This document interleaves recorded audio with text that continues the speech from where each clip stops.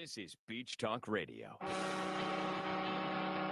Good morning, Mr. and Mrs. America, and all ships at sea. This is your captain speaking, Mean Gene. Mean Gene. The following will be a test of the ship's whistle, the sonar alarm, the cable alarm, and the atomic attack alarm. Hello, America, and welcome to the #1 radio station in all of Fort Myers Beach. Beach Talk Radio. Here are your hosts, Kim and Ed Ryan.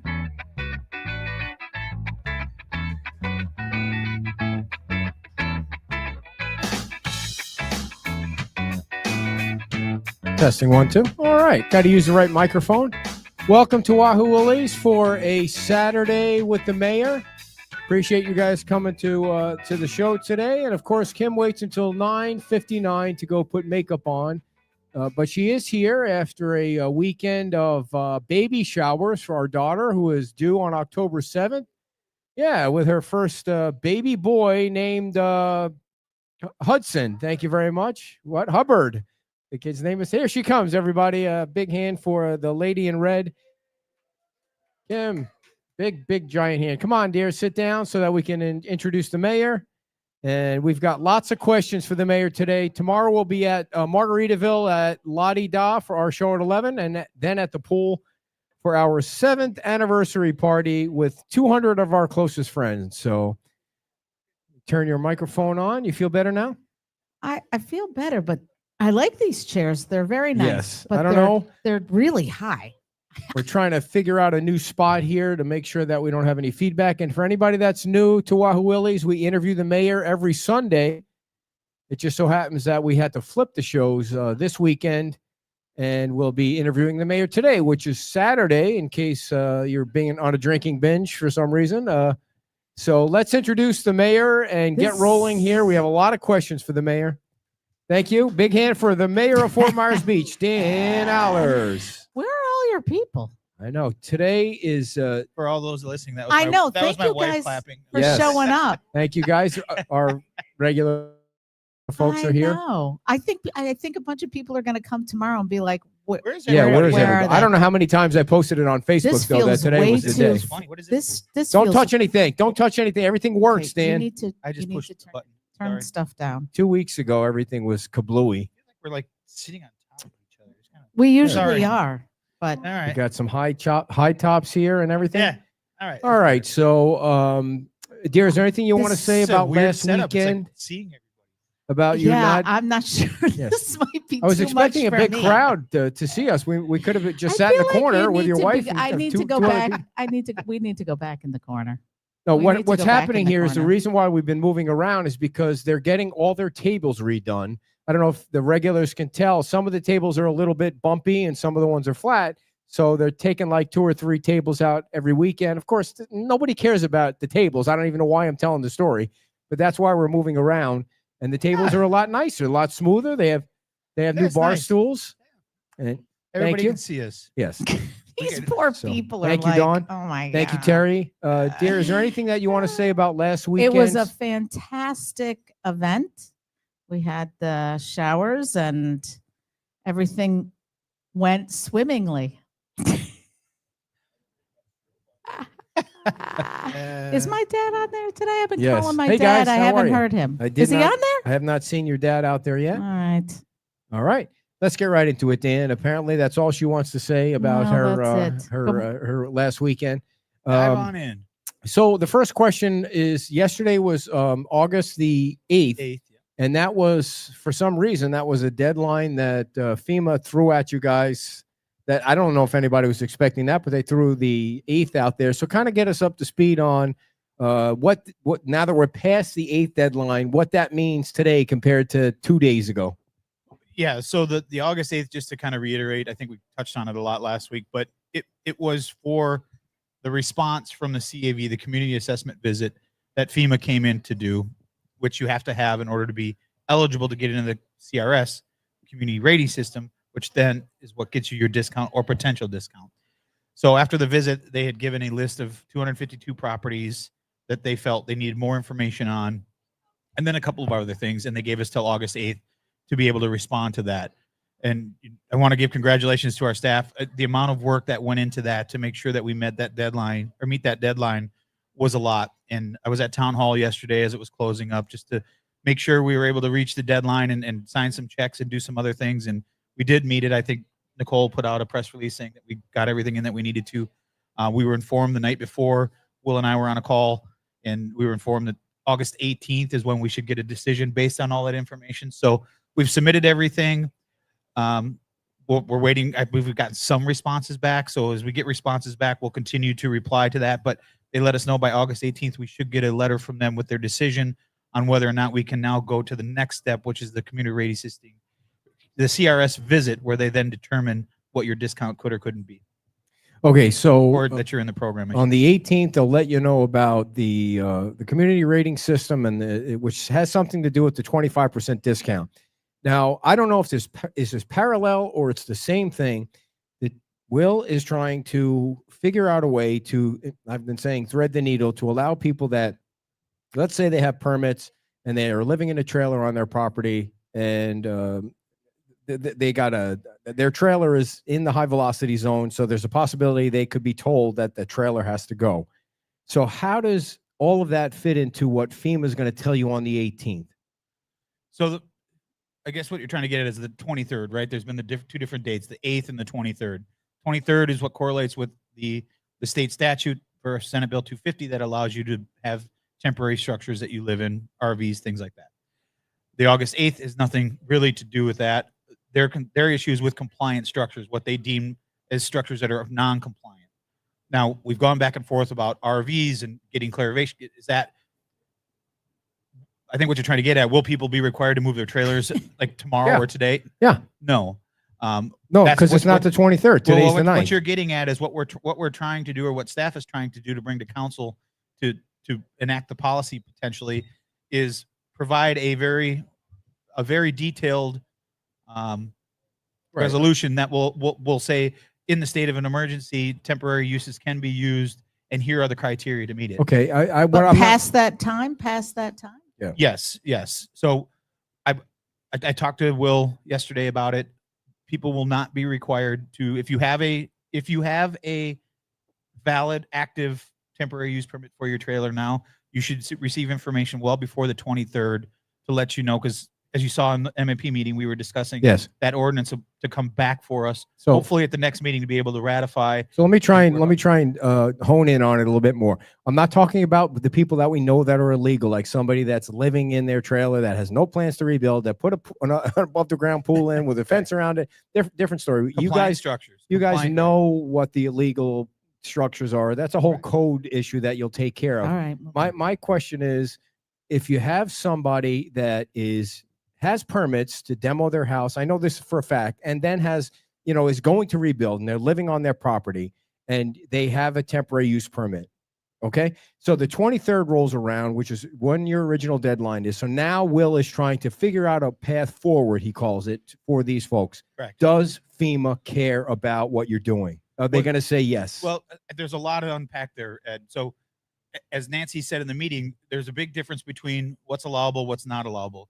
FEMA's never going to tell us that, yes, we 100% stand behind whatever ordinance you put in place.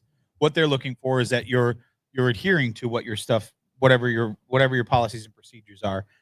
So if you have a non-compliant structure, if you have we'll just use a cargo container sitting on your property, we all know that's a non-compliant structure. Okay, we're not talking about those. Can you just focus on the one example I gave you? Yes. So let's just use RVs. Let's just use an RV or a temporary travel trailer like Megan and I lived in after the storm in our backyard. Yeah.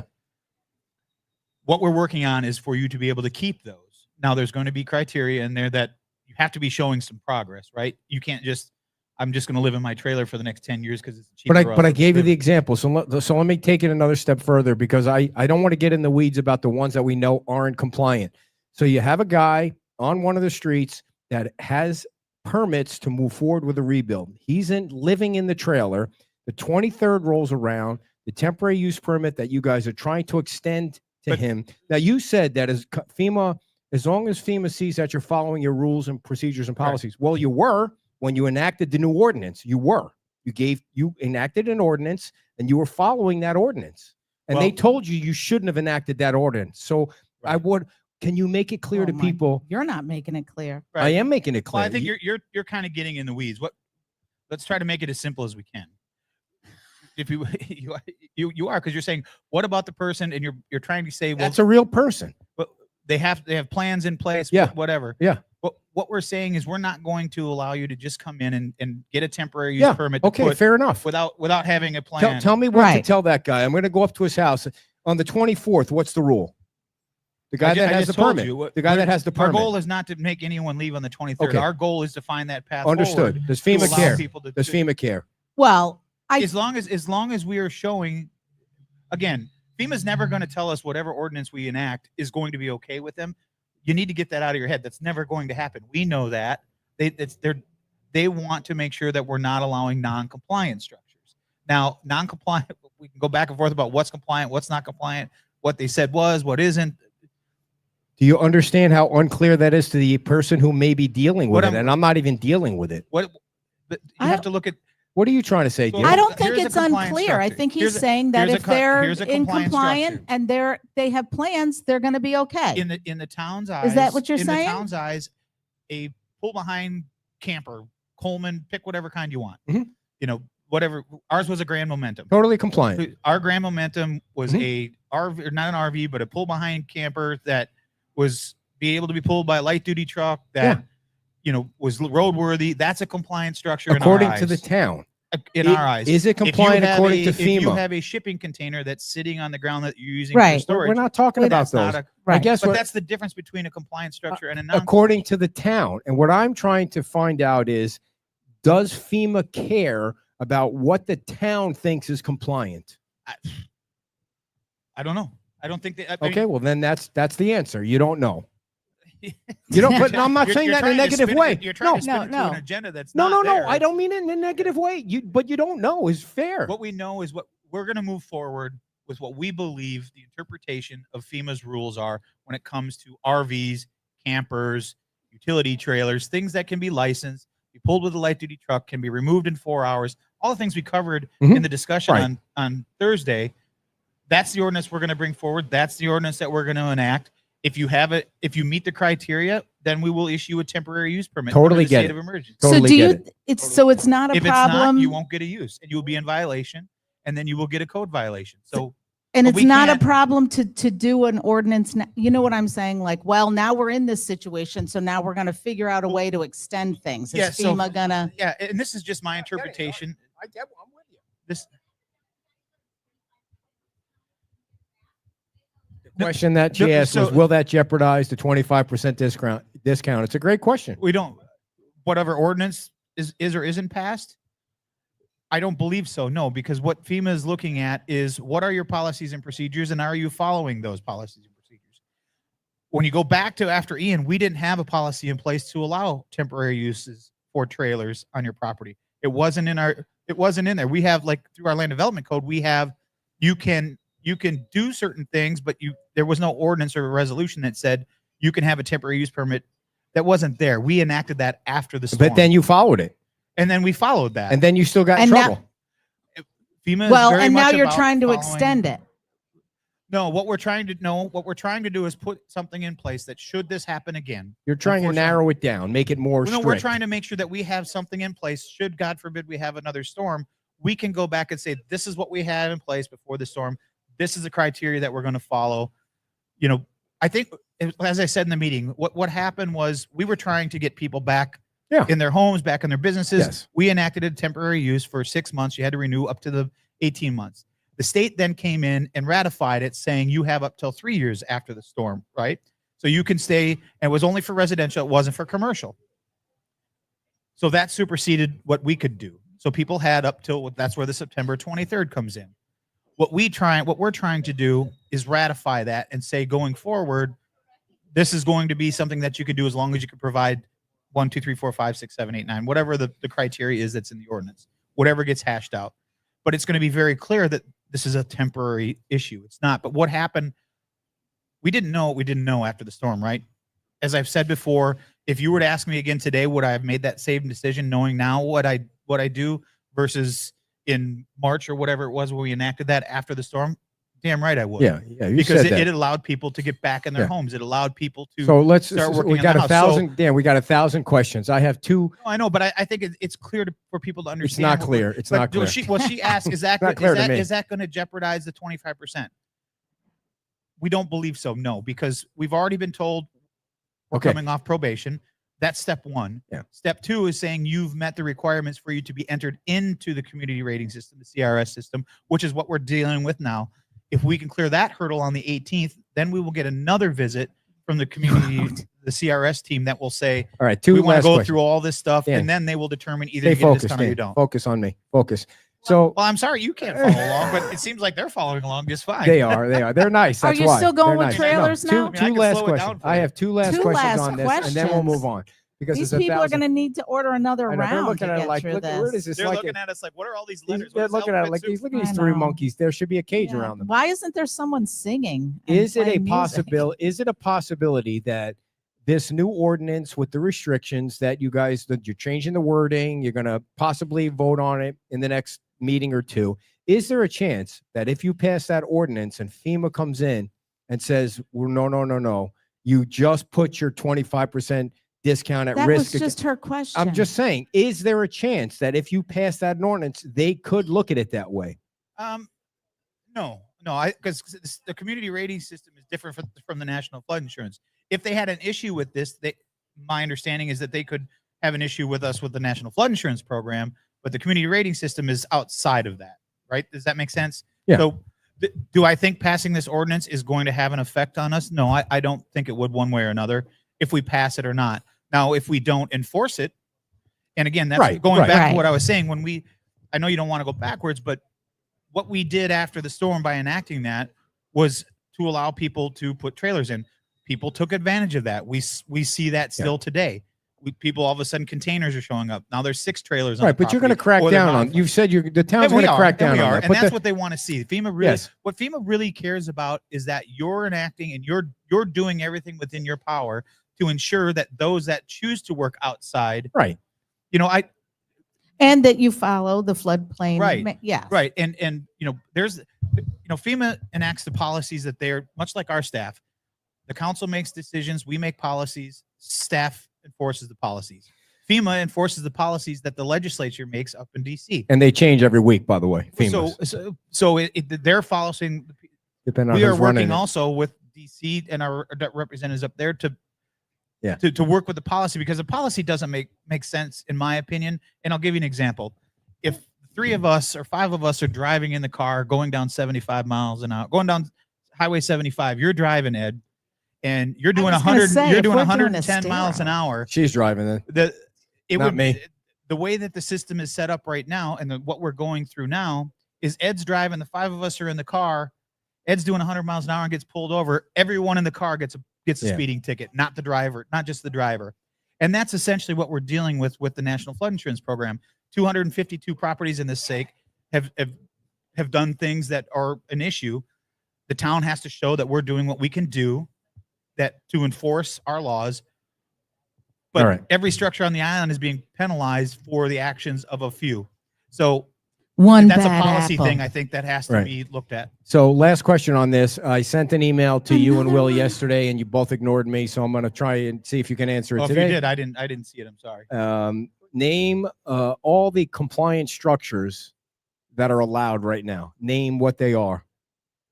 I didn't see that. All right, well, I asked you now. So tell me what the compliance structures are in your opinion. What are compliance structures for the residents? In our minds, as we're moving forward, and I think what you're going to see in the recommendation from staff, we haven't seen their final recommendation, but based on our conversations from Thursday, I would say things that are licensed to be on the road, can be pulled with a light duty vehicle, can show that they can evacuate the island, meeting those criteria in less than 4 hours. It can be verified that they have evacuation plan. To us, we will look at those as compliance structures. Quick disconnect, yes. On the electric, and there will be other things. One trailer. One of the things that I had an issue with was if I own a duplex on the island, which are 2 separate properties does that mean I can only have one on the property, or can I have one for each address? So those things they were working out those details. That'll give you an Scott asked idea about of what that too. Instead of saying like a utility trailer or an open trailer, if it can be licensed, the big thing is, can it be licensed to be pulled down the road in the capacity in which it was designed and built for? Right. That's, for me, that's key, because then I could say, well, I've got a trailer and, you know, I'm going to put an ice shack on it from up north, and now it's my camper. You know what I mean? Yeah. So, By the way, speaking of, we're going to transition here to a different thing, but I have to I'm tell gonna a get the little next story. question. You can have the next And- story. and I didn't even tell her digital this because it was kind of embarrassing, but because she has a close relationship with the police department when she's driving her vehicle. So I was leaving the gym the other morning, and I'm at the traffic light leaving Gulf Coast, and I hear the horn honking next to me. And it's like, well, who would be doing that at like 7 o'clock in the morning? It's a sheriff's. It's a trooper. It's a Florida State trooper. Was it Booker? And he's honking. No. He's Oh. honking the horn, and he's like, go like this. I rolled down my window, and he goes, you know, you need to stop at the stop signs. I rolled right through this at Gulf Coast. I was the only one there, and I rolled through the stop sign. I was like, oh crap, man. He could have given me a ticket because there was no other cars I there. don't know if And I don't even know the where he state was troopers or have where he came well, you're looking at jurisdiction your there. windows. How can you even see out there? Whoa, I know, Jody, are you but he okay was like, back there, wow. girlfriend? And I was You like, almost knocked that whole thing over. so just so you know, if you ever see the yellow baby truck now, I am totally stopping like 5 feet yes, before every yes. stop sign. So you can hit the horn Yes. all you want. And I don't want a ticket. and to add to that, if you see a light, I don't care if it's 3 miles up ahead. If it's yellow, I am slamming For sure. on the brakes and I am stopping. Yeah. If it turns yellow 3 seconds before I get there, same thing. We're all going to face plant because I'm not going to go through that again. I've always wondered the logic behind that when it comes to a light. You go to a racetrack, yellow means get ready to go. Right. You know, but in normal driving rules, it means you got to be ready to Yes, stop. Yeah. he's got to be cautious to stop. Oh, so. boy. So we know don't where- follow where me you too sit. close. I Don't needed to follow- get that off my So- chest. I kept that to myself, but go ahead. All dear. right. So we've talked lots of times on this show about the financial stability of the town. Now, at the recent meeting on Thursday, was it the M&P meeting? Yeah, there was, presentation, and there was a lot of talk about deficit and this, that, and the other things. So is the town in good financial stability, in your opinion? I believe yes. Now, that doesn't mean that we have unlimited resources, right? So we have to always continue to look at how can we work better within that budget. And I think that's what we're trying to do now. There are things obviously outside our control. We can't control insurance costs. We can't control things like that. We can't control costs we can't control gas prices for the vehicles. There are things that we can't control. So every year you're going to have to make decisions. What you saw, I think, on Thursday was that discussion of, we're still recovering. There are things that aren't generating revenue like they used to before, or it's growing faster than what our revenue is set at to meet. I get very cautious about employees. Everybody wants to say, well, cut. Well, the more you cut, the less services you have. So we have to figure out a way. Is there a way to cut some things? Absolutely. I think there's, as I raised on Monday or on Thursday, I fought very hard for community policing before the storm. We finally got it a month before the storm, or 2 months before this, a month or so before the storm. We finally got lighting and community policing on it, which people wanted. The storm hit. Do we need community policing right now? That's a significant amount of money. Right. Can we put it on the back burner for now until we potentially, hopefully we never need it, but things like that is what I was really wanting to get at when I was talking about silos and get down into the granule of things. Are there things that we aren't currently using that we're budgeting for that we can eliminate now until 2 or 3 years from now when we do recover? Then we can talk about putting them back in. Yeah, I thought you went in pretty not hard, but you went in pretty deep with the Mound House, Bay Oaks, and really and the mooring field to get them to really go back and look at each item that could wait maybe another year. Yeah, I mean, and I know it's not popular for a lot of people. It's not popular to me. Everybody, people love Bay Oaks. They love the pool. But I want to clarify a few things. I know that some people think that when I made the comment on Thursday that the pool generated revenue, I didn't mean that the pool was a positive revenue generator. What I meant is in the past, the pool was the largest revenue generator for the Bay Oaks campus.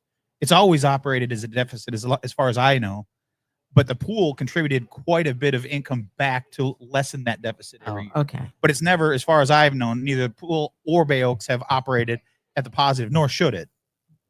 But should it cover its costs? That's ideally, but I don't know. I don't know that any place in the country Uh-huh. resources like that cover their costs. I believe the average is 24, 25%, something like that, of return on your investment when it comes to those. So the communities have always subsidized things like that. Dan, you said that you believe the town is in good financial shape. Yeah, we're not going to go belly up by any means. So how do you square, yes, you're in good financial shape with a 26% tax increase and a $2.1 million deficit? How does that square? Well, in case you didn't know, 3 years ago, we were pretty hammered by a damn storm, and it takes a lot of money and resources. We don't just get free money from the government. You have to outlay capital in order to get reimbursed. Use the parking, use the water meters for existence. We thought the water meters were going to be covered under FEMA. We were told, no, that's a $1.6 million revenue that has to come from somewhere. It's a cost that has to come from somewhere. So it's things like that. It's not, I think you're drawing a line that's not there, Ed, and I don't think that. What line am I drawing? I I feel like I asked a fair question. You said the town is in good financial shape, yet you're going to raise tax. You may raise taxes 26%, and you're in a $2.1 million deficit. And Joe said it's going to last till 2028. Well, we've been in a deficit since the hurricane. As the vice mayor said, we've been deficit spending since the hurricane. How do you eliminate that? It's not by selling off assets. It's not by just hoping that you can keep up with inflation costs. Are there things we can do? Sure. Could we look at COLA? Is that going to go over well? People complain that they can't get their permits fast enough, or they can't get this service, or why isn't the lawn mowed? Those are all services that have to be paid for. And again, all these things cost money. No one sitting up at that dais wants to increase. No one wants to increase taxes. But the reality is we don't control the year after year inflation of things that cost money. We just don't. I mean, if you need to raise taxes, you need to raise taxes. I think that the thing that's most disturbing about elected politicians, I'm not drawing any conclusions here, is when they try and say to the voters and the taxpayers, it's only going to cost you $10 a month, or it's only going to cost you $15 a month, because then you're too stupid to add 15 times 12 and realize that's my money, not your money, to tell me I don't need 15 or 20 or $100 a month. Just lay it out there. We need the money. We can't function the government without raising taxes. Just be honest with people. Don't cut it down to 10 or 12 or $15 a month. It just seems like, be honest with people. Tell them why. It is being honest. And you're getting riled up over something that I think. Because I'm going to have to shut your microphone. No, because I don't like higher taxes, and nobody likes taxes. Nobody likes taxes, Dan, but the dear, reason, Ed, here's why it's important. There was a storm and multiple storms after that. Okay, here's my explanation to that. Now, here's my explanation as to why I feel it's important to let people know that. I just had a conversation with one of the largest short-term rental companies on the island the other day. The owner of the company, whose clients obviously are very upset. They saw a 26% increase. And if you just use what their interpretation was, because not everybody's from Florida, not everybody understands how it works. Most people probably haven't even looked at they just know they have to pay this much in property taxes. They don't know how that's 100% true. And I'll give you a perfect example. When I was talking to him, I used the example to him. I said, if you were paying $10,000 a year in property taxes, this doesn't mean that you're now going to pay $12,600. And he's like, what do you mean? I said, you're going to pay 26% of potentially on 6% of what you pay, not the entire trim notice. He's like, I didn't know that. Again, this is one of the largest short-term rental company providers on the island that didn't understand that and was informing their clientele the wrong information. So it's not that we're trying to say it's only this much, whether it's $10, $5, $1, everybody doesn't want more money to come out of their pocket. But it's important that people understand what when you guys try and demean that it's not a huge amount. When somebody that it's $1 is a huge amount. When somebody tries to demean a tax increase, no matter what, I'm not saying you are, but when somebody tries to demean a tax increase, they don't. When you're trying to say it's only going to cost you $10 a month or $50, whatever that is, they're also not saying, by the way, your property value went up, so you're paying more on that, sure, or this went up and you're paying, or your insurance went up, so you're paying more of that. Whoever it is, whoever says, I'm not saying anybody specifically, it's their money. The people have a right to their money. And I don't believe that most people think that when we say 26% tax increase, that means the county tax, the school tax, that all those other taxes are going up. Your planning on raising taxes on the beach. Government Light is planning on raising. Now, you may need it. Potentially. You may need it. That's Sure. totally fair. Just Sure. justify why you need it. Sure. And I think Will has been getting out there to try and justify Sure. why he needs it. I mean, it's unfortunate that one of his first orders of business is to raise taxes by 26%. Well, it's not. Unfortunately, that's one not- of the first. and this is where I have a problem. It's people, it's reporters, it's news agencies. You like to put out the catchy things that say town of Fort Myers Beach is raising 26% of your taxes. No, it didn't if- say that, Dan. It didn't I'm not say saying that. you said it. It but- said the town of Fort Myers Beach is considering a 26% increase in the millage. Well, That's fair. it has been reported that the town has already raised 26%. Okay, well, yeah. Well, that was So- Wink, and that wasn't us. So, but my point Just to be is, clear. So it goes back, but it all ties together. If people are going to report this, I believe it's our job to inform them what the reality is, and that's all we're trying to do.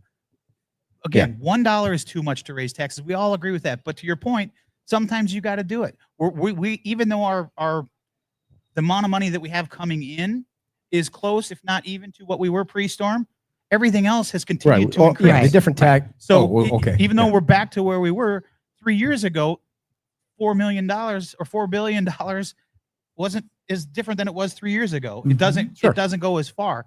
And I think everybody can understand that. So to your point, if we need it, we need it. But our job is to make sure that whatever that amount is as minimal as possible.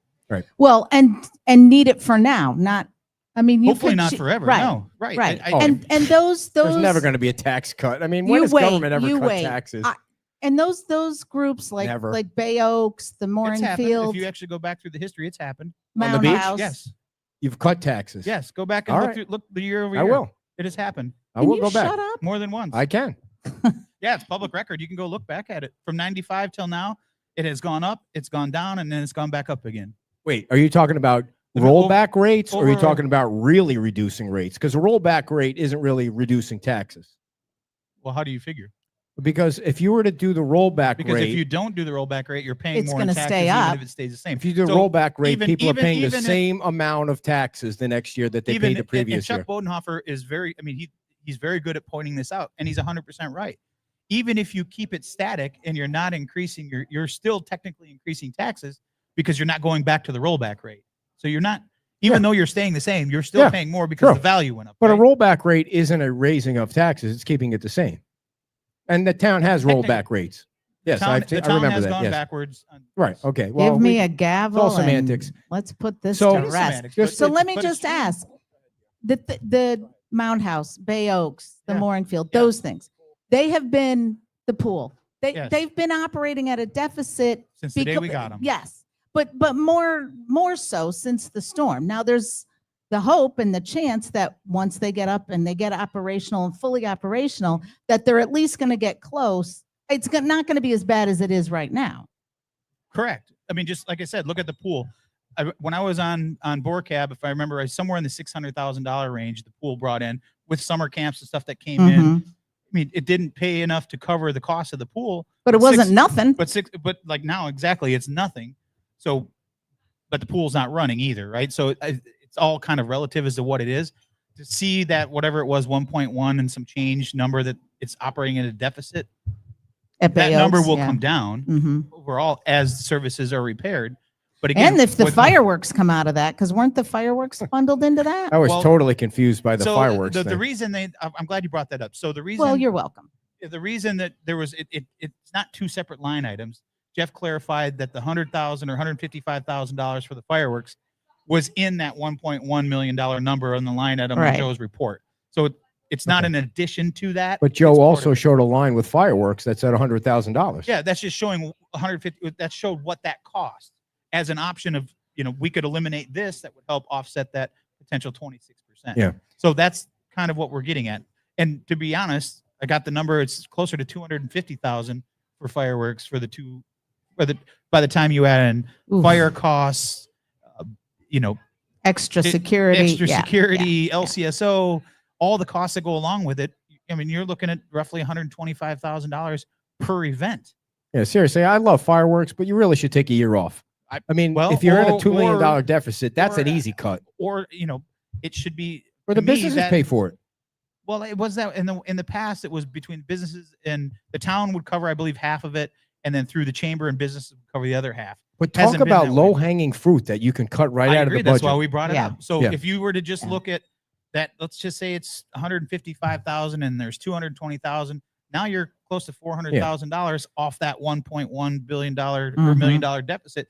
That helps decrease that. So is it going to be popular decisions when people I love fireworks. Everybody loves it. It's But a should lot the of money residents But a for- lot of subsidize it? communities are. Yeah, you can sit know. on the beach and see it from every Yeah. other community around here. Well, I mean, for I one think year. I all the mean, other come on. communities are probably looking Yes, at they the are. same I thing, think so. To me, So- to me the people that come in, should the residents pay for all of that? No, No. I don't think so. I think that there's everybody that comes down to enjoy it. It should be spread out evenly. It shouldn't be just our residents have to shoulder that. In addition And to that's the discussions we'll have, and Yeah. we'll see where it goes. Yeah. By the way, folks, if you're watching, and there are a lot of people watching, obviously they're not here, they're at home watching because they thought it was going to rain. You should go to the public hearings. If you have Absolutely. if you don't go to the public hearings, my assumption would be they're okay with a tax increase of 26%. If that's where you might come to 20 or whatever the number is. I don't know where it'll end up, but if you don't voice your opinion one way or another, then you can't voice your opinion afterward. You have 2 public hearings at night at 5 o'clock that you can go to, And not or even everybody- beforehand they and can not reach everybody out. not everybody can be there. So feel free to send emails. We look True. at all the emails, we understand. But hopefully what you saw in the meeting on Thursday was that we've challenged staff to find ways, bring us back options, and let the policymakers make the decision on what needs to be cut or what doesn't need to be cut. And then we Yeah. make the decisions. And if you have an issue, take it out on us. Staff is going to present options to us. We will hash those options out and we'll see where it lays. And until we have all those options, I think we gave them on Thursday a lot of different scenarios that they could look at Mhm. to potentially lower that or eliminate it completely. We'll see what comes back, and then we'll make the decision as a council, and we'll go forward. Dan, this But is the first September meeting is very important to be at. because yes. that's when the discussions happen. The second one is really a rubber It stamp. could adjust a little bit, but Right. usually, most of the time, the Mhm. first meeting is where Yeah. this is kind of what we're going to bring forward. This is what we heard. The next meeting is just to kind of clarify what we talked about, and then finalize it. So Dan, this is no criticism of what the Mound House is. The Mound House is a beautiful facility. It's a lovely, the whole thing. I'm not criticizing that in any way, but really the expenses compared to how many people go there, is that really something that the residents would, if you did a survey of the residents, do you think they would say, yes, the history of the Mound House is something I never want to come out of my taxes. I But love it. Dear, are you basing that information on data from since the storm or before? Well, the Mound House has been open a lot longer than Right. well, Bay Oaks and Well, it's been Right. under, it's under the control of Bay Oaks has been along. I don't remember.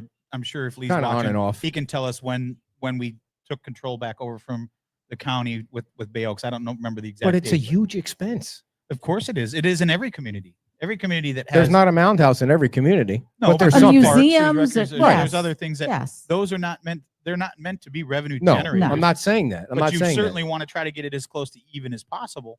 that. Are there um, enough people going through the doors to even make it worth the expenses? Like, Well, there are a lot of expenses there. Well, a lot of the expenses too have come in Yes. cost to repair, right, since the storm. So And people, the big I'm sorry, highlight man, was but that you're not on the underground. You're not that, on the town council. That big highlight was the underground area. And Yeah. that has really, not as many people are going because that's not open. And there's, right.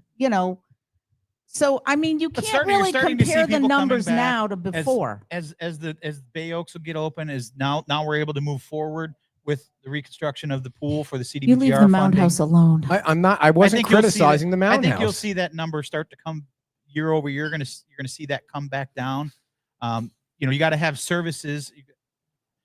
You got to I have know, I'm not gonna programs, get not my- services, to be able to generate revenue. If you don't have like the gym, for instance, that just opened, hard to generate revenue from the gym or from the weight room if it's not open. So Well, it is open Well, now, but it is people are now, com- and now people will, and Now you can people look will at get fees and charged. increasing Yeah. some fees and things, but that doesn't. So two that has questions nothing- about the gym. People are whining about the hours, like 8 to Sure. 5, 9 to 5 is not that. That's not gym hours. By Okay, the way. so what does it take to operate the gym if it's open? It doesn't longer? take anybody. It doesn't. Nobody needs to be there to open the door. I or go to make a sure. gym with I swipe my card at 5 o'clock in the morning, like I did this morning, and nobody's there. We're all we all take care of the gym when we're in there. The 10 Oh. of us. You could So- be open 24 hours a day on this beach because people would respect the Potential. Maybe it's property. something to look at. I don't. And know then that you but- charge a Gotta higher have fee. cameras up. Then you Sure. charge a higher Oh, I fee. don't- 24 I don't hours a day, you're disagree. going to have more people using it because then they don't have to drive through the traffic. and then they don't have to Sure. worry about missing it because of work. It's that I think that's an important thing. You have brand new equipment in that Well, place. that's the key. I don't know that our insurance would cover that.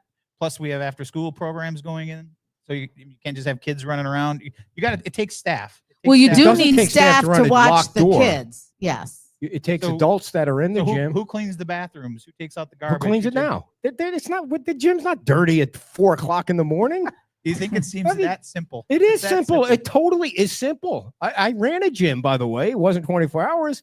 But what I'm saying to you is, if it is 24 hours, you know So the are you saying? responsible So are you adults. saying running your gym didn't cost you any more to run 7 days a week than it would 5 days a week? Well, we ran the gym, the two of us, for the most part. So Right, I would say but no. did it cost you more to operate? So it Well, didn't but cost we more yeah. had Oh, we yeah. electricity, had it didn't people cost- there. Yeah. Yeah. So it costs more to be open longer, which is again. Listen, I'm money just that telling has- you, people were But that's complaining going to about be the hours. inside Bay Oaks, and we're right? I talking mean, about a minute amount of money. We're yeah, talking- yeah, yeah. Even if it opened at 5:00 and there wasn't anybody there until 9, you still have responsible adults on the beach that would use whatever. I mean, you can tell me it's never going to work, and that's But fine too. I think what we're discussing, none of that's going to make up the deficit. The concern is the deficit, right? Sure, I have sure. not heard from the majority or even close to a majority of people or even a minority of people that wish to close Bay Oaks down completely. And what percentage in your mind should all those every community has a park, every community has, I don't know that they have a gym or anything like that, but there are parks that are never meant to make money. And we Right. know that. That's not part of a revenue generating thing to break even. But at what percentage, when you're in a deficit and when you're raising taxes, do you want those facilities to at least give back? So because you're about or to be operating because at. you said it, you're about to talk about fees. Now what you're going to But do guess- is you're but going to guess what? Last year the numbers were the same or close to the same, and we didn't raise taxes. The year before that, the numbers in the deficit were about the same. We didn't raise taxes. At some point, would have been easier if we said we're going to do a 2% increase every year since the storm, or what we're potentially talking about now. I don't think it would have gone over no matter what the increase is, because as we all agree, no one wants to see an increase. But when you start to talk about a 26% increase, then the spotlight on these facilities that are just churning out money like there's no tomorrow get a bigger spotlight on them. So in your mind, in a perfect world, what percentage of the revenue mooring field doesn't make money. Should we get rid of that? you No, want? that can't make money. No, they don't. That's the point. But They're how much? supposed So to break should even. they operate want at them to break even. 80%, 75%? What do you think? If we're not the only community that parks and recreation operate at a deficit. Yeah, but you are the mayor of this community, which is why Sure. we're asking you what the percentage is in Sure, your and mind. if you're asking me as the mayor, would my vote be to close either of those two down? It would be no. What's your vote on the percentage? But it doesn't mean that we don't have to look at ways that we can fireworks, for instance, that comes out of the Bay Oaks. That's a very low hanging fruit. That's something we can say very easily. Do we need it until we get back on our feet? Or if someone wants to step up and pay for it, happy to have it. But is that something that we should continue to look at going forward to try to bring that deficit down? The idea is to get the deficit spending to zero. That's the ultimate thing, right? So let me, you know everybody on this island because you're the mayor, and every mayor of every community knows everybody that lives on the island. No, if you were we to, don't, if you but were we hear to, from all right, you know what I'm saying? I'm exaggerating, but if you thought, what your opinion now, you thought you did a survey of the people that, the Bay Oaks and the Mountain House and the mooring field and the pool, which are all bleeding money right now, would they all vote? I'm okay with all of them staying open because I'm a user. All of us use it. We all use well, it. I don't know that everybody has sorry, to be a I'm sorry, man, user but you're to not- support it. But you're not the No, mayor, man. We pay for I stuff feel in that Gateway. There is an overwhelming support for Bay Oaks. It's not just the gym. It's not just the after-school programs. It's pickleball. It's the boss programs. It's all these other things that go into it that people pay to enjoy, whether they're from the south end or the north end. I would say the majority, if you were to answer your question, if you were to poll every single person on this island, my guess is the majority would be in support of keeping those facilities. Yeah. Well, if that's true, I would just say, listen, we need to raise your taxes 26% to keep Bay Oaks open, to keep the Mountain House open. Hey, easy sell, right? Easy Keep sell. going back to 26%, like you're trying to bang this into people's heads. I Okay, don't know. because it's not real. No, because it hasn't been voted on, so it's not. All right. right. It's you saying this is what the dollar It's amount is, but is it going to proposed. stay there? It's proposed. So what? It's a proposed you can propose 26%. anything. Your wife could propose to divorce you. Does it mean it's going to happen? I mean, It's If I definitely- propose it, it's happening. it's definitely maybe gonna that was a happen. bad analogy. I don't know. Wow, I hope that wasn't foreshadowing. Yeah, no kidding. Where's Why the would he- process server? Well, you could tell when Dan's mad. He brings up the whole divorce thing. Can you talk a little bit? There was some talk about No, I'm the not mad. There's nothing to be bridge mad about. loan and Yeah. the money, that's earning interest and how that's going to get paid. Can you talk a little bit about that? Yeah. So the bridge loan we got the bridge loan to offset the deficit that we have. Okay. But how the bridge loan works is as your ad valorem goes up, the amount you can draw down goes down. So if we could use the bridge loan, we wouldn't be having this conversation, right? But as you recover, you can draw less on that, which is good because you're not paying back potentially a higher Amount value, right? mhm. So I think it's 1.4, something like that. We could take out of the bridge loan this year to offset some of the costs because our ad valorem has gone up over last year. If you listen to Matt Caldwell, I think he was saying, don't expect these continued, it's going to level off at some point. Obviously, the key way to, the best way to eliminate any of the conversation that we're having is to get people back in the condos, back in their homes, building houses. That's how we're going to get out of this. So that's how the bridge loan works.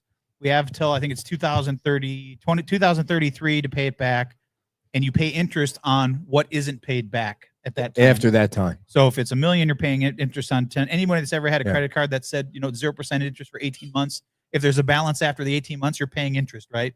So Yeah. if it's paid off in 18 months, you don't pay anything. So if we can pay it off, we won't be paying interest on it. And where the confusion I think people got is last year we got a $7.5 million appropriation from the state for revenue replacement that is being held to repay the bridge loan. Does that make sense? Mhm. So there, to answer your question, yes, there's money So there. it's in some kind of fund. He Yes. wasn't sure which Yes. one that maybe Joe- is and Joe didn't interest have- bearing. Yeah, God yeah, bless yeah. Joe. He got a lot of questions So that- on Thursday being back on the job. for a Right. That couple of he was days. like, wait a minute. He's like, But let me that get back around my head wrapped around it. that 7 million is safe somewhere Yes, earning yes, something, yes. which will also offset. And if for some reason we're down the road able to get that bridge loan forgiven, now that's $7.5 million that can be used for other However, things, right? yeah. So that goes back to your question about is the town in financial. We're not dying, we're not going anywhere, but you have to be smart on how you spend your money, and we've tried to do that. Have we eliminated employees? Yes. Have the cost per employee gone up? Yes. But that was done right after the storm when Chris and Keith were here. They quickly realized, and Jim, God rest his soul, when they all kind of looked at it, they're like, the way this pay structure is set up is completely backwards. So they did the Evergreen study to make sure that we were paying paying appropriately. So I'll give you an example. If you're, and this was Tim brought it up, and it's a perfect example. If you've got two people working in the same department and one's making $10 an hour and the other one's making $150 an hour, there's a gap there that shouldn't be, right? And they're doing the same job. And that's over exaggerating, but that's kind of what was happening pre-storm. So what the Evergreen study did is say, here's the pay. It put a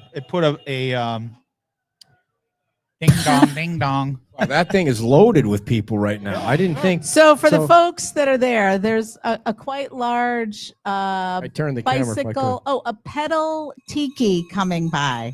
Yeah, You know, ringing the bell and doing their It's, thing. it's perfect for this time of the year because there's no traffic. Yeah. It's cloudy and there's a threat of rain, which keeps people away from the beach. And that's clearly one group. And they're full. Yeah. They're full of Well, it's the people. entire business has got their employees. Is that loaded up on Mr. thing. Waves? Is that where they're from? Yeah. Are they actually pedaling and Yeah. making that Yeah. thing move? Well, some Yeah, are. they're Some are pedaling. sitting there. Yeah. Anyone that's ever been on one of those, it's kind of it's fun for about 2 minutes, and then you're like, well, this. There's no driver. Yeah. No, there's a someone- guy in the guy front. with the hat on backwards is driving. So No, that it's thing not is- like a gym with nobody running it. There's a guy actually on He's there. steering. Everybody Dude, else is powering. what happens when that thing gets in traffic? Like, is it going to hold up traffic or is it going to just Well, I don't know how many cars It's are going backed up with behind traffic now. it. How many cars are backed up behind it now? the first time we saw that was in Cape Coral. Yeah. The guy was right outside the Hooked Island Grill. Did I say that right? Yeah. Hooked Island Yeah. Grill. And he No, so they're I think good. they Yeah, own they're I think they own the same thing. Maybe they play music on it, and it's Yeah, it's kind a lot of of like fun. it's kind of like the Nashville. the tiki boats you can go on, and same concept. It's kind of like on a bike. Nashville. Did though. they pay an impact fee? I'm just kidding. We don't want to get on. I That is totally- on the list, but I don't know if we have time I for totally it. always have lost. time, With sure. breaking news: Joe just resigned again after all the hassle he's been through. I don't know how. Poor Joe, Joe, come yeah. back, Joe. Yeah, poor Joe. He's drinking through a fire hose. But the good thing is Joe understands it, and Joe's got a really good staff behind him now that's able to help him. Cassandra's Yeah. been great. She's a Johnny on the spot when it comes to getting data. So I think that's going to really help Joe focus on what Joe's really good at, Oh, and there it is. making sure everything is. Okay, so desperate times call for desperate measures. I know you're here not we saying go. it desperate, but why doesn't the town sell the old town hall property and then you got money in the bank right there? It's probably not worth it was a couple of years ago, but it's worth millions. Well, I don't know that selling an asset to balance books makes the most financial decision. Really? No, Why? because it doesn't solve the problem. The problem is there's a deficiency in what it costs to operate versus what you're bringing in. Yes, will it short term? It gives you a Alleviate some of bridge. that? Gives you a bridge to solve the problem. No, It does, but then you lose an asset. And so I don't What's know. the that- asset though? It's I just think that's sitting what there. the rest of us have to do though when we're at our Well, I house don't know. and Well, our no, bills so- are up. We got to sell off an No, asset. I think what we're talking about here is if you want to relate it to in your home, if you're spending more than you bring in, which is why we have to have discussions, right? Right. Yes. Could you sell one of your cars? Yeah, that's and- what and you would help normally offset? do if you But were. if you continue down the same path, I think you eventually do that both. money's going to be gone. But and now Dan- you don't have the but asset. Dan- personally, okay. wait a minute. Personally, you And I would don't do know that both. you can do it, quite honestly. Personally, if you're spending too much, you're going to cut back on your spending. But if That's you've the goal, already yes. created a big deficit, We- you're going to have to cut back your spending and sell a piece of property to get yourself even. And then going forward, But we didn't create this deficit. A well, I natural didn't say disaster you created did. this No, I, deficit. Okay, don't, I know. so- But the natural disaster isn't writing a check. So what you're saying no, too, and our job is to try to cut where you can cut. So what you you're have to do saying you gotta is do. Ian caused this temporary problem. That's what you're saying. You said it from the beginning of our conversation about the budget, right? Sure. So you have an asset there that's probably worth 10 million, maybe 8 million, who knows what it is, but it's No, worth many million. potentially. You could sell that property and cover the bridge. You have your own bridge loan now because you say this is only temporary. Or Now or you're we can covering- monetize it. How would are you you- going to monetize what? I don't know. How did McDonald's do it? McDonald's, they were in the land ownership business, not in the running McDonald's business. Oh, They owned the monetize land and that then lot. They leased it to people. Well, that lot hasn't done. Nobody's done anything to that lot since you knocked the building down. So how are you Talking about monetizing? right it? now, it's being used for a town need to be able to fill in Bay Oaks once we get all the stuff that's there ground up. That's being used Okay. to store fill. That's to not fill being in- monetized. You're using it, right? It's not being monetized. So what would it cost the town to do what it's doing on its own property if we were to rent the space from someone else? I don't know. You're the mayor. What's the So answer to if that? you own a piece of property, are you going to let the town just come and put all of our stuff on your property Okay. to store it or to stage it So while we're using it for another? Are you going to do it for free? So Probably right not. now you're saying that property is being used to, yes, the mound, to- the sand and stuff that you see out there. Mhm. and is that you what would the have town to, is- the town would have to pay for that. If it didn't have that spot, there would be a cost associated. Sure. why is with that taking so that. long? Have you seen the amount of debris that was at Bay Oaks? I mean, so when is it going to be done? So you can sell that land. well, I have so far I've been not in favor of selling that land. I Why? think Why there's do you want to ways- keep it? There's ways to monetize it, and I think we have to have those discussions. But you're talking, even if you're talking about a 10-story parking garage, that's 5 years away. That's an Sure. example that I Sure. pulled out of my hat. But you can't monetize that piece of property for 5 years. You could monetize it right now to cover the budget, though. Potentially, you could. There's people on the island that are paying for other properties to store. Look at the lighting. Look at the lighting project, for instance. They're paying to use a vacant lot to store their stuff. They're not raising their taxes by 26%. You don't think some though? of the developments that have been approved are going to need places to store product while they're building their projects? Yeah, I a way totally to think they monetize do, it. but they're not raising the taxes on the residents by 26%. I'm just saying there's other opportunities. but you're So the comparing town that- would be wanting to get into the business of business like that. potentially there's a lot of different things that the town could do there. I mean, we haven't had discussions, but there's a lot of different ideas. I'm not the smartest person in the room. I don't know all the ideas, but there's ways to monetize. Well, if you're not, then I'm way Well, down we know on who it. the dumbest person in the room I just is. don't think selling off an asset is the right path. will it solve a short-term problem, but it doesn't fix the long-term. It's not a long-term solution. No, I think you need to do both. I think it's a two-prong approach. I'm but sorry. that's just me. If it was me making the decision, I would should put we it for just- so I would should put we- a for sale sign right in that So should we property and just, say, if you're going to use that logic, should we sell off Newton Park then too? I don't know. Maybe that we should be sell on the that? 'Cause table. That's going to be much more valuable than the Maybe, town hall but to property. me, everything should be on the table. I'm not saying it shouldn't, Ed. What I'm saying is I don't believe it's the right path. Not Newton I'm not Park. saying it shouldn't be on the table. I'm just saying I wouldn't support it. Okay, not There Newton you Park, go. but that property, and the town before you bought a piece of property behind you for $1 million. I think it was $1 There's million. $1 million, yes. Because they thought they were going to build a mooring field Sure. outhouse back there until the people. That, Maybe sell Sure. that piece. You could, sure. I mean, I don't. But Again, you're I don't saying know it's an that's- asset, and I don't understand how it's an asset right now. Because right now it's saving them money that they would be spending to store the stuff that's there. Okay, that aside, though, that aside. Usually, Ed, an asset is something that you own that you don't owe money on. That's an asset. Okay, I mean, but That's an but okay. even if you own money on it, it's still considered an asset for tax purposes. I guess I just look at the operation in a different way. Like I would be I like, I totally got to get it. figure out how to not raise You're taxes. too on people. small-minded. I know, I am. There's no doubt about it. To me, it's black and white. I have a deficit. I have a piece of property. I'm going to sell the property to cover the deficit to make sure that the people who are getting killed with insurance or getting killed because they're waiting for FEMA to raise their house, give them a break. And then you know what? So what? Maybe Well, I think there's. I would argue that the town Has has done given them that. a break. I'm we not saying the have. town And- hasn't given Well, as them a far break. as raising, I mean, we've given as much as we can give. We've given breaks. Now, unfortunately, we're having a discussion where we may potentially have to raise the millage rate. Sorry, but if it has to happen and there's no other path, then we'll have that discussion. But we have given residents, and I look at talking about the property.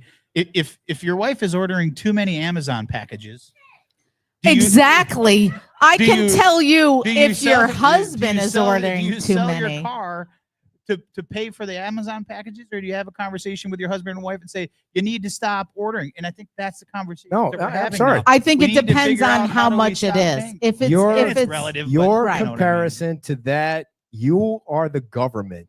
To me, the government is always different. Your And the goal government's never is to right. be a good steward of the taxpayers' money. That's all your goal is, I and to agree. keep people safe. Now, I'm not saying the town is not being a good steward of the taxpayers' money. I'm not saying that. I look at it a different way. You have a piece of property that okay. could get you over the hump. I'm beating a dead horse. So, And that's fine. You're entitled to your yeah, opinion. and I- my you opinion know, means jack shit on this island. Everybody knows that. So just disregard everything I you said. know, He's the boss, but not me. I'm not the boss. But what I will tell you is if you go back to what Joe said in his projections going forward, again, we can't predict if there's going to be another storm. We can't predict any of that stuff. But if you look at his numbers, he feels that the deficit that we're working under right now could correct itself in the next year, 2026, 2027-ish, roughly. Just to be fair, a lot of people are agreeing with you. Don't sell the property. So Sure. I mean, because if you're going to look at it, like I said, Newton Park, should we sell Newton Park?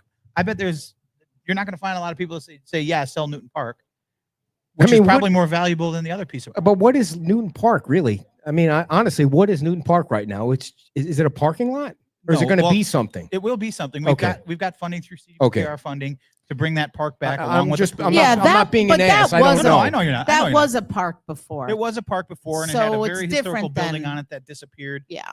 It's a place where people could go and be out of the downtown area, Times Square area. It was a place mid-island where people could take their family that would come in from, Brian Hammond, for instance. That was one of his favorite places Yeah. for him and his family to go. It was quiet. It had a bathroom. You could bring your kids there and really enjoy it and not have to worry about all the hubbity hub, if you That's will. super soft toilet paper, right? Well, knew I that guess for I don't sure. know. Yeah. I don't know. I never used the bathroom We there. have But, too so that we've got He's not here. a Do you see plan him? to build Oh, that. okay. We've got Gotcha. a plan to Okay. build that park Forever. back. So All right, let's see. I'm going down the list here. I By knew the way, if I didn't say something, we'd be here till noon. just so everybody knows, I do send Dan all the questions in advance. sometimes, yeah. Well, not all, because a lot of the times we just Yeah. kind of wing it. But last week you had 2 meetings and the whole budget thing, so I Yeah. didn't want to make sure that I didn't ask anything that you weren't prepared for. I don't know. Well, The short-term rental fees. You Yeah. think that's going to go up? I don't know. I know Karen brought it up. I don't know if it will. For me, what's important is there a way that we could look at how, much like the TDC, you pay 5% to the TDC to offset shoreline, beach renourishment, that kind of stuff.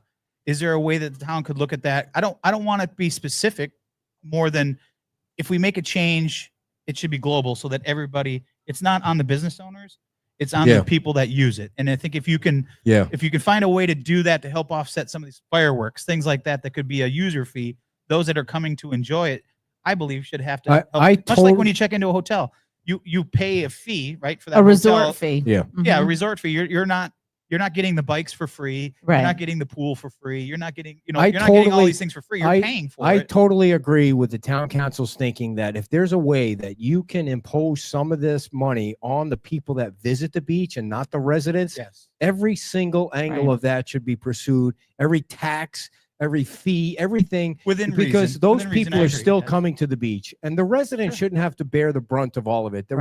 If there's a way to do that, they'll never notice it. They're still coming because of that beach. Right. Well, anybody that goes on vacation, we know that we're going to be probably paying for things that people that live in that area are benefiting from because we're choosing to come there. But we're choosing to come there because we love the area. And if it enhances our experience, if it enhances beach accesses, if it enhances roads, if it enhances lighting, whatever it enhances, if it makes our visitation better, most people don't have an issue with it. And when you go on vacation, most people, I don't think, care about how much money they spend to a certain degree. Sure. They're going on vacation because they're going away from where they live. And I think this being the destination that it is, they won't even notice the difference. But to be able to, because you're going to raise fees at Bay Oaks and the Mountain House and the whole thing, and that's going to be back on the residents' back. Right. That really is going to be on the residents again. Because nobody's sitting in that traffic line during season to go to the Mountain House or to go to Bay Oaks. I don't know. There are people. I mean, we're seeing people There are use people that go to the Mound House. My point is, going back to your question about the short-term rental fees, I think if I'm not mistaken, we're right in line with what other municipalities charge for the short-term rental fees to register your property every year.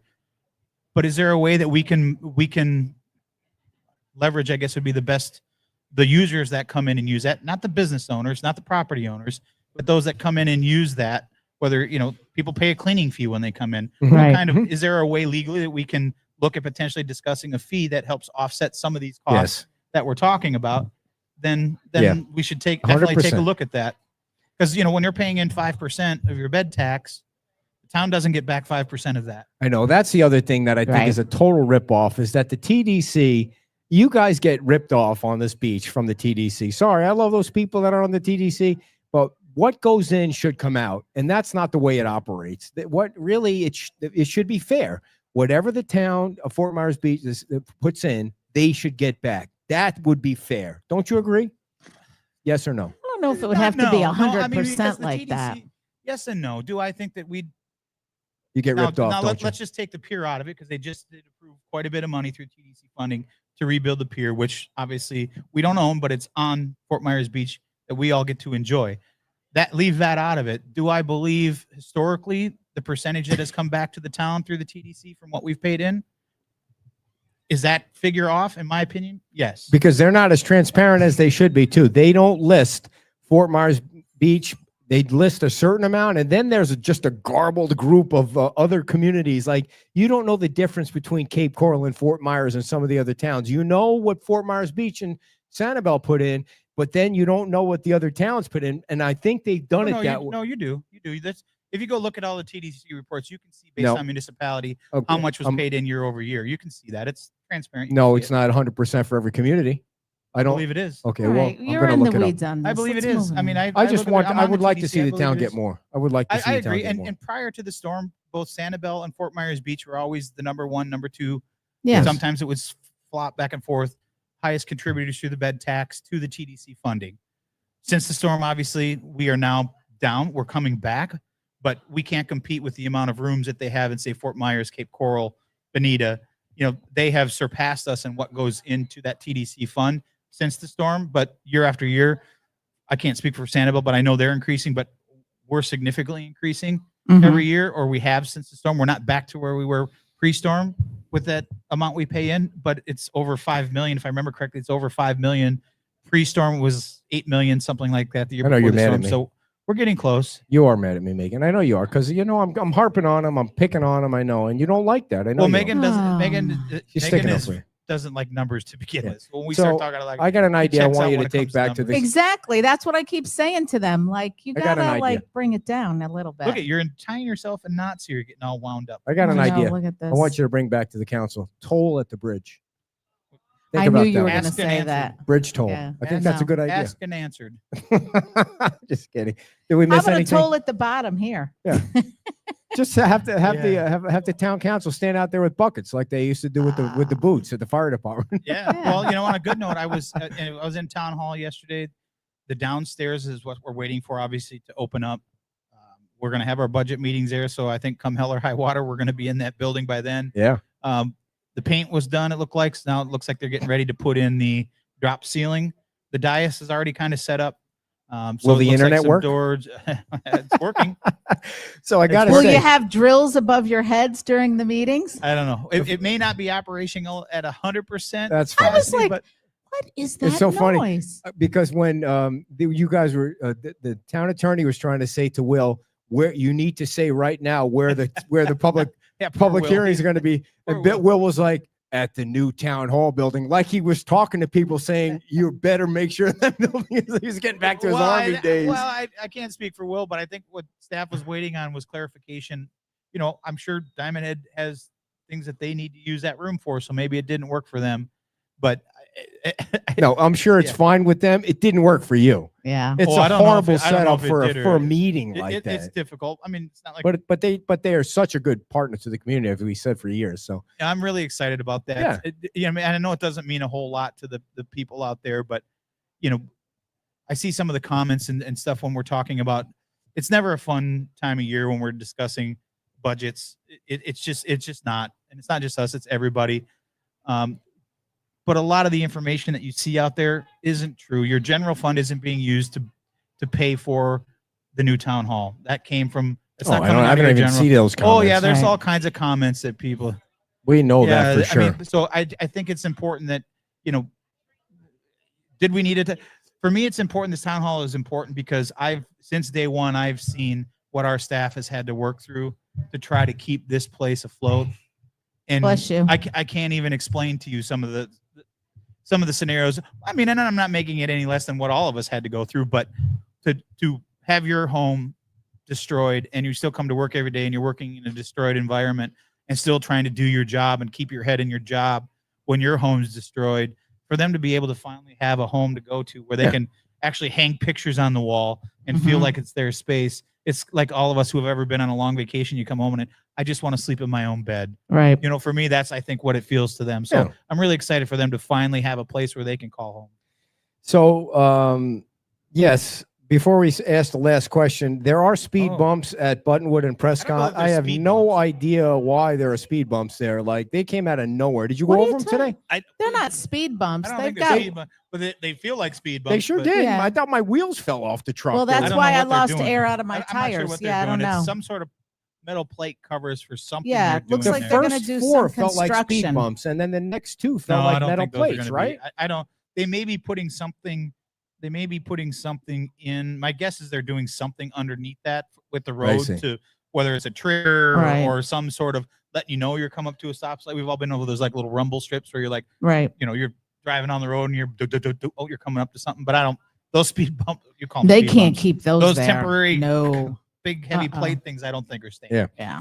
Any final updates that you want the people to know? We went a whole hour. Oh, yeah. We have one The- more guest the- coming up to talk about the, an autism event The coming up. update on the beach renourishment. It's not a berm for those that keep referring to it as a berm, but the beach renourishment should wrap up the 14th, 15th with Doing demobilization it. of all the stuff you see out there. I'm being told by the end of August is the goal. So that's an update on the. I know. Now we can right? talk like two Now we adults. can- So that's it. Nothing else. I'm sure there's something I'm forgetting, but you know, Okay. you don't have anything else on your list. I thought there was something else. We were going to talk about impact fees, but we do have another guest. Yeah, So No, do you that's want to okay. take a I'll quick? yeah. So I saw Ed's post about the 25%. Where's the other 75% go? That's not necessarily how impact fees work. And I'll give you a basic example the best I can. from the best I can, I am no expert, but in all my research and in talking with some of the staff on how it Mhm. works, is it's linked to new development and what that impact will have from a new development. So let's say the town goes and says, we need to build 3 new baseball fields because of a new development. And the data analysis says one of those fields would be required to meet the current population. 2 of those would be required because of the new development. They would be required to meet the needs of the new development. Therefore, 67% Of that. whatever would be eligible from impact fees to cover that project. Does that make sense? Yep. So it's not, you can't use it for 100%. You can only use, and that percentage In can fluctuate. excess of what the development would require. Yeah, I think that's the Mhm. best way that I can explain it, the way I understand it. Is the fee schedule set up yet? No, and there may be some small, significant changes It's to been some of working it. on But that a while. what's that? The fee schedule. Well, every year the fee schedule gets relooked at. Every budget cycle, you look at the fees. Where can you increase No, them? the Where should you increase them? Where should you decrease The them? All that. impact fees. They. Oh, the impact fees is Yeah. yes, but those impact fees, and I don't think people That's understand what we've been talking at about. the time of the permit is when those get paid. So Right. none of these projects have gotten anywhere close to permitting yet. We will have the impact fee schedule laid out. Is there a cap on that? On an impact fee? Yeah, it's going to be based. I don't remember exactly how Jason laid it out, but yes, you would know based on sometimes it's square footage, sometimes it's other things, what Mhm. your impact fee would be based on your project. Boy, if you could add something onto that, that would help your deficit too. Again, impact fees don't cover deficits. They cover new development. They cover new projects or improving a project. If a project, we'll just use, you build a But liquor if you store across could the add a street. fee that wasn't just specifically for that. Yeah, well, impact fees are very heavily regulated by the state. And if Yeah, actually if you just could go read- call it something else. Well, it's you've got to account for all of it. It's not just a free checkbook that, Mr. Developer X has come in and he's building this project and he's paying $2 million and Build them a school. impact That would fees. make them happy. You can't just say, I'm going to use all these fees for this project because it's a slush fund. That's not how it works. Well, we didn't talk about the school, so we'll save that for another time because we have another guest coming on. And Well, the we know, update on the schools, they had a great meeting. You go want right to? ahead. Go right No, ahead. we well- said we were going to save that for another. I know, Go but ahead. just to give an update, there's still ongoing discussions. They had a workshop this last Tuesday. I was there. John Koss was there. We got to hear them discuss. I think what you heard from that was the direction is probably not going to be a public school. I think it was made pretty clear, but I believe it sounded like there was good support that there will be a building. I believe board member Ribble said there will be a board member please Ribble don't. will. So I think we're still having those conversations. Staff still working with the superintendent and her staff. It's going to be a charter So school, if anything. We're more than likely, but the goal is to keep a school, and the goal is to keep the kids on the island in school. That's the ultimate goal. So I'm going to continue Yeah. pushing forward until And I'm someone pretty tells sure me it I was can't. Sam Fisher who said, I will not support building a school on that island. The way No, I think- rebuilding the school Well, on I the don't. island. I would have to go back, but that's not what I heard. I thought I heard Sam say I wouldn't support putting any more money into the current school. Is All what I right. thought. All I right. heard. Well, I that's thought I heard. different. Well, it is. I mean, they're looking at it as, does it make sense to put more money in? But Yeah. it comes back to that. You got to look at the interlocal agreement too, and what was committed to in that interlocal agreement between the cafeteria and what now the cost would be to rebuild it. So Who all pays, those who things. pays to run a charter? It could be public, it could be private, it could be public-private, it could be Private municipal. meaning It could be. it could be municipal. There's a lot of different ways you can structure Mhm. a charter school. we have 2 in Gateway, 2 Mhm. charter schools Do in you? Gateway. Yeah. And you hear any Oh. complaints? I mean, some people will pay for it. Sometimes you don't pay for it. Sometimes a philanthropist, or sometimes there's an agreements through I see. developments that can offset costs. So there's a lot of Mhm. different ways you can do it. Again, our goal is Yeah. to, Well, to the ensure- residents, I mean, the kids won't pay. Like, Well, it's a public school. I think for the island, it's important to get the kids back in school as Mhm. fast as they possibly can, and Together. to preserve that Mhm. 80-year history of having a school on the island. I mean, you have a community that's fighting to keep a school, that wants to keep a school, that has done it for 80 years. We want to continue that on. We want to continue, and what we had shown, I believe, this is not new news, but what we had shown is after Hurricane Ian, we can drive enrollment up through partnerships with the developments that are coming. The developments are extremely excited to be able to attract better clientele to come work for them so they can bring their kids in.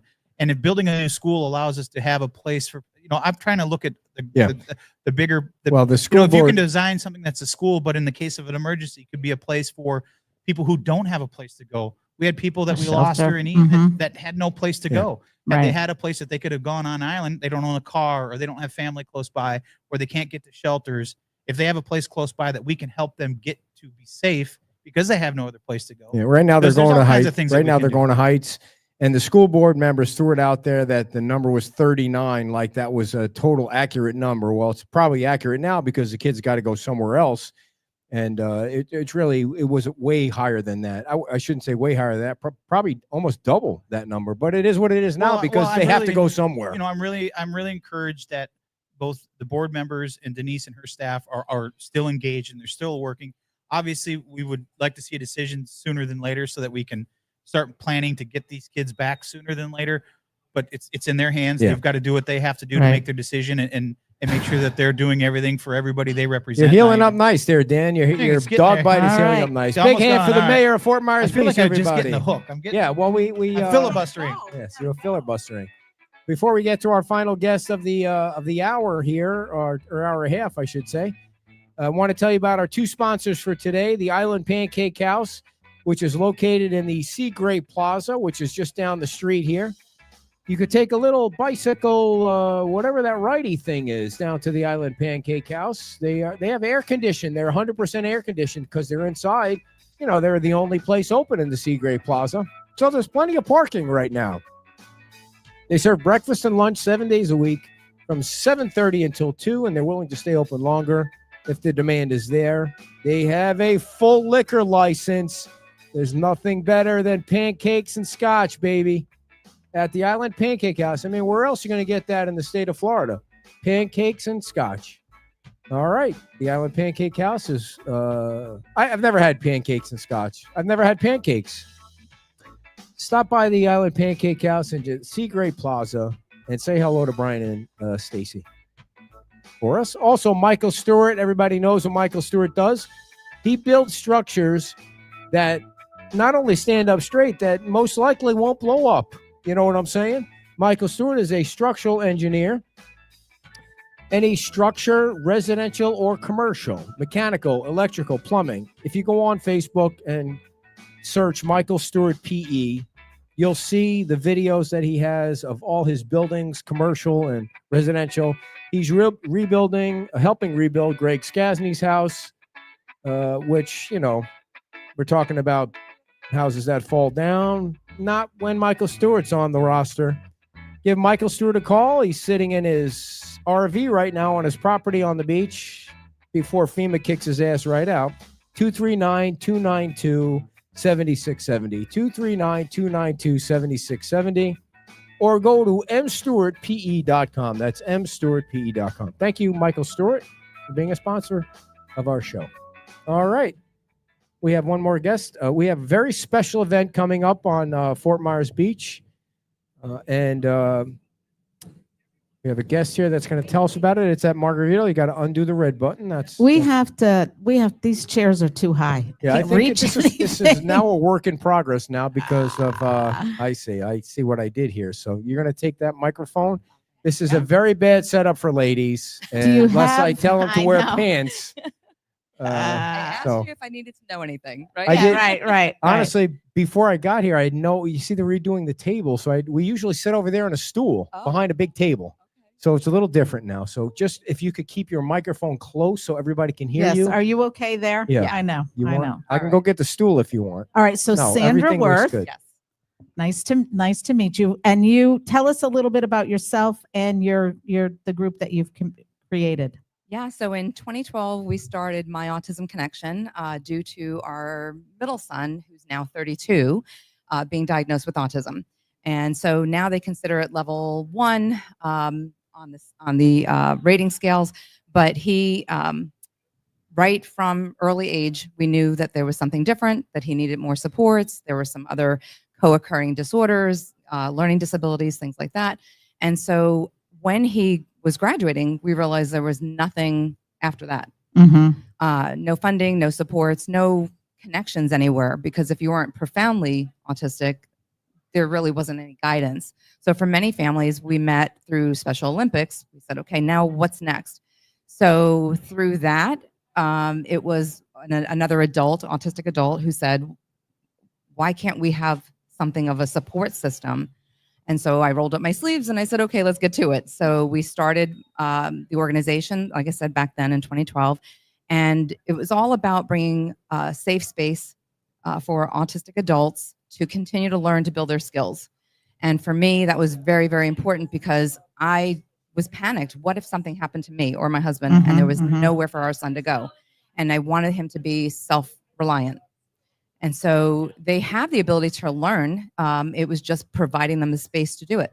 Yeah, I think if you could explain a little bit, you were saying level 1, that, autism is on a spectrum. And so this is an end of the spectrum where folks have a lot of basic skills. It's those next level skills. Yeah, so autism being a communication deficit, a lot of times, is a developmental disability, but they have what we call splintered skills, right? So they can do a lot of great things, but their the day-to-day communication styles are different. The little nuances of being in a work environment and maybe not understanding, an idiom, phrase of speech, something that is different, and they just kind of stop in their tracks. And More that social communication. The social skills, yes, I'm sorry. So the spectrum, when you think of a spectrum, you think of a linear spectrum, but this is more of like a pantone, color wheel, where you have different abilities, different skill sets, and we want to make sure that, obviously being a parent of an autistic adult, I knew where my understanding of autism was, right? And so we work with level 1 because they're higher functioning in the sense of, learning the skills, going to school, they can get a job. It's just that additional support that they need. So we do a lot of different workshops with them. We have a culinary class. Nice. We have, we do a media and performance lab. We have game nights. We do guest speakers that come in and train on different areas of need. So even mental health being very important. We have professionals in the fields that come in and have these conversations with them. And then we're member driven. So we want to hear their input and put that to, apply that skill. So if they want to learn more about, the restaurant business, we want to get into these businesses to give them tours and see behind the scenes. What does it take to be in that industry? How do I learn more about this? Whatever it may be, we want to give them those opportunities to learn and grow on all of their skills. So jobs included. Yes, jobs absolutely. Now, is Voc Rehab help in any way? So we aren't vendors of vocational rehab, but we do have a connection with them. A lot of our members, we try to guide them through that process to get that additional support. They have, support employment coordinators. They have, vendors that work specifically in that area. So we try to get all of our members paired with VR so that they can start that process. But it's also, getting to know each person and what their desires are. So it's a lot of discovery on what are their interests, where are their skill sets, and then, pairing them in the right direction. Right. So for me, it was really important. It's one thing to talk about it or learn about it in a school, in a classroom setting, but to actually go and see and touch and, be in the environment, you learn so much more. Right. And we want them to have the opportunity to ask questions. Ask, what is it involved? Do I have to go back to school? What does it, take for me to be in this field? So it's all about exposure, right? And so we want to give them as many opportunities. So we ask businesses for those tours to get to talk to the owners or the managers and say, what is it? What can we learn about this? And yes, so it is somewhat of a partnership with that VR, with VR, but it's really learning about what each individual's abilities are. And it sounds like you're a clearinghouse too for information and resources for folks. Absolutely. That come. Especially for families, because a lot of times we'll get referrals from either physicians, clinicians of any sort, but parents seeking that support. And so for many parents, like myself and my husband, we felt like we were on an island all alone. No one quite understood what we were going through, what we needed for supports. And it was, going through the trenches and discovering all those areas. So for me, it was very important to now share that information with others so that they didn't have the same struggles Bless you. God bless you over there. Now, how many folks are involved? Like how many, is it, you said member driven. So how many yes. members? So currently we have 40 because that's the maximum space we can Wow. house. We do need, to grow into a bigger space, but obviously with everything being more Right. expensive, that doesn't happen. So we do with what we have. Mhm. And so far it's working. Do So members pay a fee to be? They do. Okay. We do have a membership fee. One, it's important for them to have some skin in the game, right? Right. And understand that just like anywhere else, like a YMCA or anywhere, you would have to pay membership dues. But we definitely try to offset costs and try to give discounted rates and things like that to help the community. Do you want to ask anything? I know this is kind of, we we didn't get to talk the- about any Yeah. of this. So You're having a okay. big event coming up in Margaritaville. So what's Yeah. what's that all about? it's rare that he's so quiet. So I had to Oh, I actually know, and this turn is- and this get- is your this wheelhouse, more in my too, wheelhouse. so I Right, don't right, wanna- right, right, Awesome. right. I love the politics. She loves helping people. Yeah. That's how the marriage works. And I sleep on the couch. But that's So a are different you story. saying politics don't really help people? No, not in any way. Oh my gosh. Well, okay. Are you going to so- raise your fees by 26%? No, by any No, chance? Okay, good. no, Just want to make sure that. Unfortunately, because of everything that has happened in the economy and whatnot, we did have to increase fees, but we're not going that That high. far. No. But I will say, so the day of service, how exciting. I mean, like to have a part of this and have the recognition. Well, back up a little bit. Okay, You tell say me. the day of service. Tell Yeah, us. tell everybody what's- I'm learning about this as we go, right? It's because it was so great. We had an intern that had been with us back in 2020 who now works for Margaritaville and said, hey, we have this Jimmy Buffett day of service. We think that, it would be great to have My Autism Connection be a part of this because we're autism certified, double certified. So now that they have this, certification, it's a great way to show the community that they're being supported, right? The autism community, Right. that their, resort is a safe place to come and enjoy. And they understand that there's a need for maybe sensory, issues, having a safe space, all the things that are kind of on the spectrum, right? For need for support. Kind of accommodations for Yeah. for folks with special needs. Yeah. And so it's great to have this opportunity to be featured for Jimmy Buffett's Day of Service, to be there on the resort and share with the community. And it's August 29th, just August so people 29th. know. Yep. And from 10 a.m. to 2 p.m. And they're going to have carnival games. We're going to have a sensory space for everyone. If they need a break, they can go inside and get, cool down. So it's going to be a really fun day. And there'll be, we'll have a table there with sharing more information about what we do. And also, our members are invited to join us. So it's going to be a lot of fun.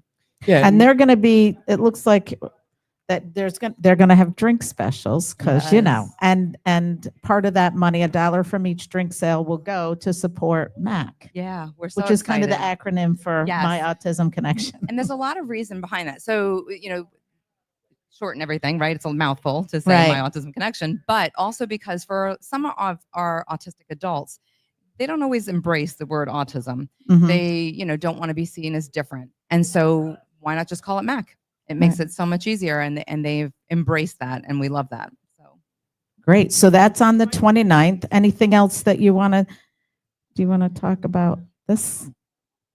oh yeah, so we have a wonderful guest that day. So it's Madison Mhm. Marilla, who is on Love on the Spectrum for the third Mhm. season, and she Which is on Netflix, on right? Netflix. Yes, on I've Netflix. watched it. It's a great show. And so even as a group, we're watching it. And so Mhm. the group all comes together. We do a potluck dinner and everybody brings something and we sit and watch the show together. And it's great dialogue, to have those conversations.